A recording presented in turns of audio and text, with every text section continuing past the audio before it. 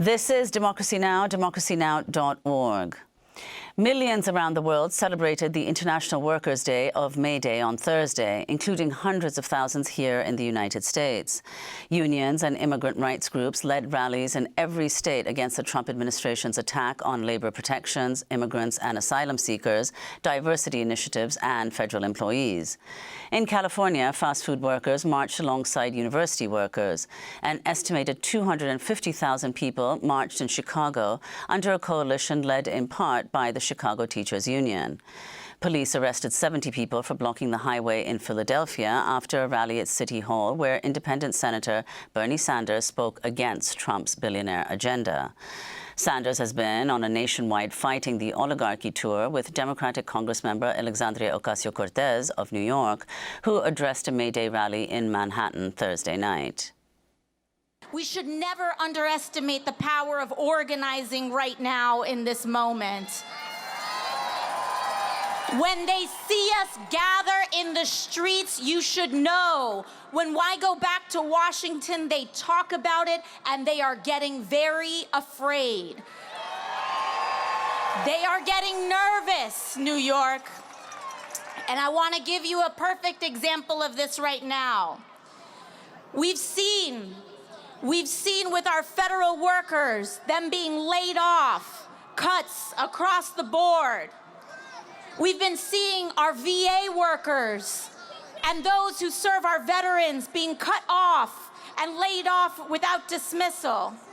We've been seeing individuals calling for a ceasefire, getting locked up and suspended of their due rights. Next week, the Republican caucus is scheduled to mark up cuts, dramatic cuts to Medicaid, to seniors and vulnerable people across the country.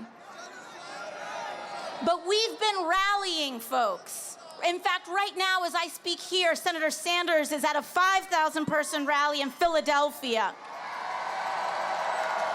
And we are joined by brothers and sisters across the country. And one of the things that I've just learned coming up on this stage is we've been rallying in Idaho, 12,000 people in Idaho, 36,000 in Los Angeles, 34,000 in Denver, 23,000 in Tucson, 15,000 in Phoenix, 9,000 in Missoula, Montana, and today 6,000 here, right here in Foley Square in New York City. And as I was walking up to this stage, we found out that they have stopped and suspended next week's Medicaid cuts because they're getting too scared. That was New York Congressmember Alexandria Ocasio-Cortez addressing the May Day rally in New York. She's been crisscrossing the country with Bernie Sanders on their Fighting Oligarchy tour. Democracy Now!'s María Inés Taracena was in the streets as thousands marched in New York and spoke to some of the protesters.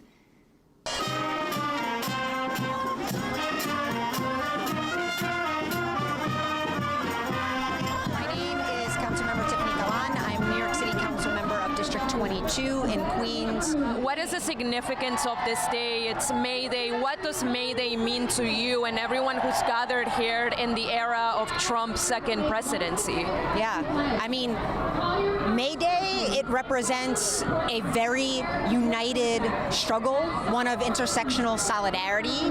May Day represents all of the labor wins that working people have won throughout decades, and it really represents the energy of the fight that we are ready to put up against this Trump administration, especially when we know that the administration is the enemy to the worker. And so it's a beautiful thing to say, all workers, we're standing with each other. And you see it out in this crowd. You have unions, you have community-based organizations, you have immigrant workers, queer and trans workers, you have workers of every stripe, color, and creed, and it's a really beautiful thing. And also, we know that this is the last line of defense, especially at the local level, and so getting really clear about what our agenda is, what exactly we are going to be fighting for.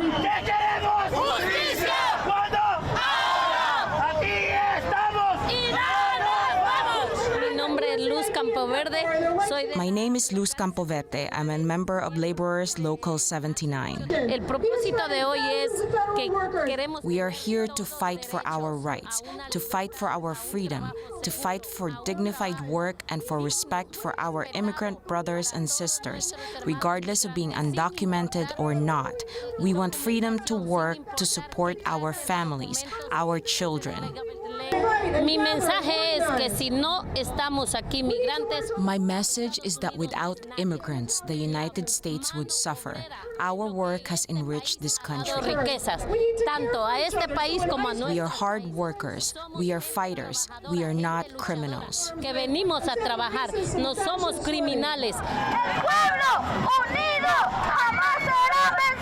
My name is Queen Amor.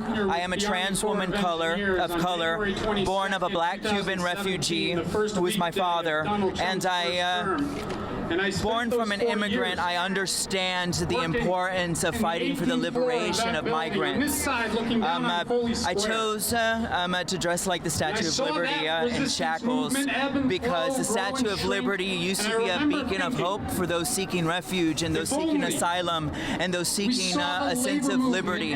People who want to work and people who want to be here and feel safe, who have a right to be here and a right to feel safe. But that is not extended to people who are black migrants, people who are brown migrants, people who speak something other than English. We're living where racism is dominating, our communities, and hopefully, we're able to fight for the liberation and a unified solidarity among the working class. We don't get it! We don't get it! My name is T.D. Mitchell. I'm a professional writer and a member of the Writers Guild of America. I've been a union member since I was 18 years old, so the fight of labor has always been my fight. My mom is also a union member, a state employees union member, and she really instilled in me the desire to protest, the desire to make some noise and make good trouble. I think it's very important as a disabled person, as a wheelchair user, to represent those in my community who are too ill and in bed and cannot be here to advocate for themselves. So I feel that while I have the capacity, it is incumbent upon me to do that, to represent more than just me here today. The mighty, mighty union! The mighty, mighty union! The organized union! I've been to a lot of rallies in my day, obviously, and I got to say, this is one of the most powerful rallies I've been to, and I think it's because the unions are here, and the unions are so united, and it's just giving me a huge boost of hope that we're going to get over this authoritarian scheme, and we'll come out on top. And I feel that with all my heart. I'm just grateful to the unions. We're on the precipice of losing our democracy. These authoritarian Republicans and their sycophants that are enabling them are putting our democracy at risk. I feel like they're acting with such impunity now that it's sort of scary. They must feel that they don't have to worry about losing elections anymore. And we have to show them that, yes, they do. We're not going to take this lying down. My name's Kristen Flanders. I'm an actor and an SDC union member, but my sign says support federal workers. The CDC saved my daughter's life. When I was pregnant, I was told that I had contracted measles, but the only place where it could be proved was at the CDC. I'm sorry, I'm gonna cry. They had to take some amniotic fluid from me and they had to send it. There was only one place in the country that tested my amniotic fluid, and it was the CDC, and I did not have measles.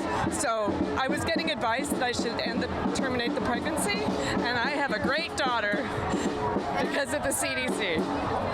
Thank you for sharing your story. And what is your message to, right now we're seeing a measles epidemic, the Secretary of Health and Human Services, RFK Jr., spreading disinformation. What is your message to him and your message to the Trump administration trying to dismantle federal agencies like the CDC? My message to RFK would be, I went to school with kids who were severely damaged because their mothers had measles when they were pregnant.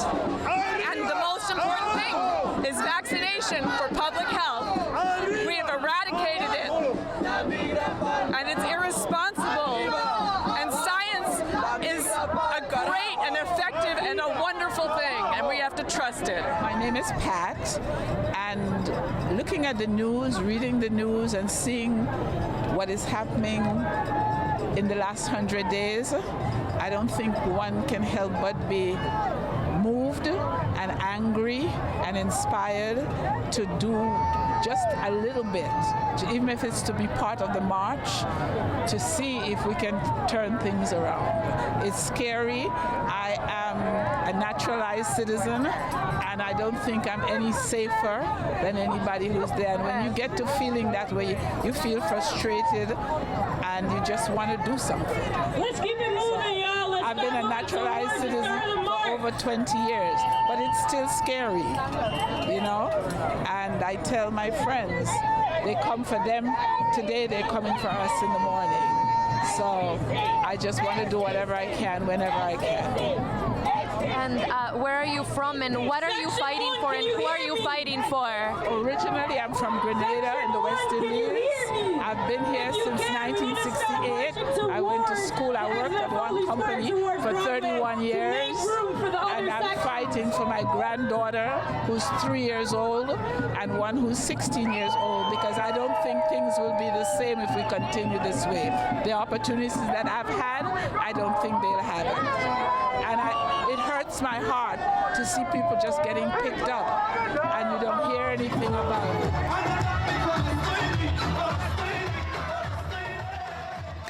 Democracy Now's María Inés Taracena interviewing May Day marchers in New York on Thursday. Special thanks to Laura Bustillos.